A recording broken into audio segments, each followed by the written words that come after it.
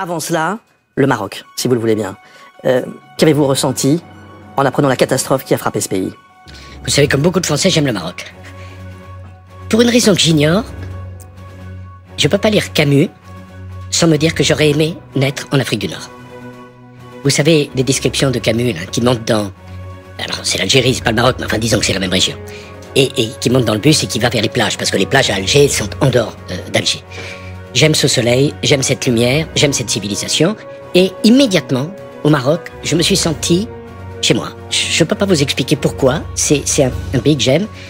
J'aime la noblesse, l'élégance des Marocains, leur chaleur, leur accueil, quel que soit leur niveau social. J'ai bien connu, je connais bien, je crois, le roi du Maroc, Sa Majesté. Vous lui rendez hommage dans votre livre d'ailleurs? Parce que c'est un grand dirigeant. C'est un très grand dirigeant. Il faut comprendre que le Maroc a du phosphate, n'a pas de pétrole. Le Maroc, c'est un grand allié de la France.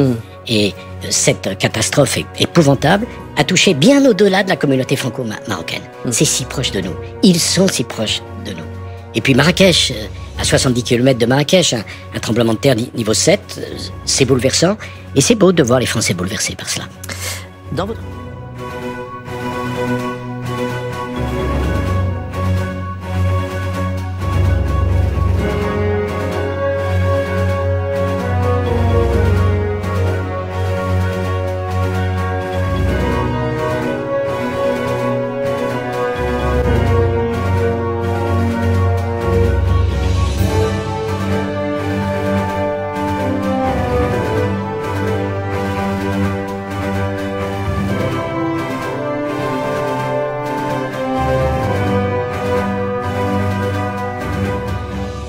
Écrivez, la France doit chérir cette relation privilégiée avec ce pays. Elle doit la préserver car elle ne va pas de soi. Les Marocains sont parfois sensibles jusqu'à la susceptibilité.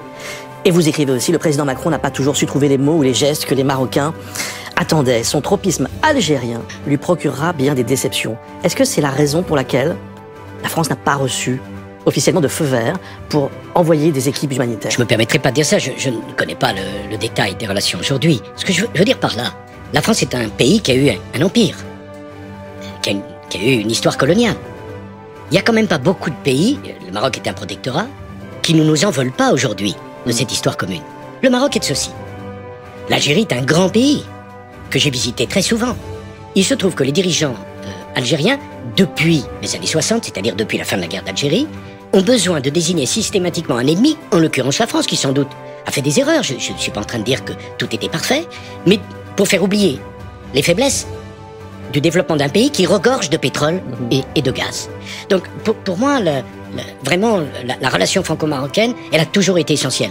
D'ailleurs, le président Bouteflika m'en avait amicalement voulu, parce que j'avais fait ma visite d'État comme président de la République au Maroc avant l'Algérie. Et j'avais dit à Bouteflika, écoute, je préfère aller dans un pays où on nous accueille magnifiquement, célébrant l'amitié et la proximité de la culture franco-marocaine, plutôt que dans un pays où sur 3 jours de visite, je passe 2 jours à me faire attraper, alors que j'étais à peine né au moment où finissait la guerre d'Algérie.